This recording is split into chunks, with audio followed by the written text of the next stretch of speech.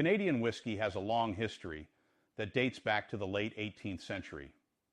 Early settlers, many of whom were of Scottish and Irish descent, brought their knowledge of distilling to Canada. Initially, whiskey production in Canada was small scale, primarily for local consumption. However, the arrival of loyalists fleeing the American Revolution in the late 1700s brought more distilling expertise and helped lay the foundation for Canada's whiskey industry.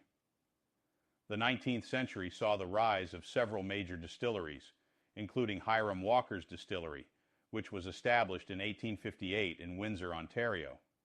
Walker's Whisky, branded as Canadian Club, would go on to become one of the most famous Canadian whiskey brands in the world.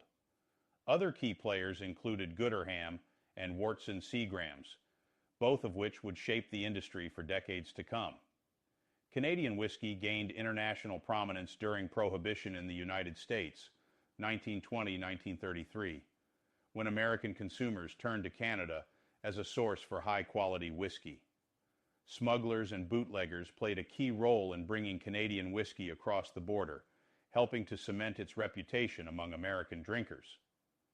Key points. Canadian whiskey production began in the late 18th century, with early distillers drawing on Scottish and Irish traditions. Major distilleries like Hiram Walker's and Seagram Shelpt shaped the Canadian whiskey industry in the 19th and 20th centuries. The Prohibition era in the United States boosted the popularity of Canadian whiskey, as it was smuggled across the border for American consumers.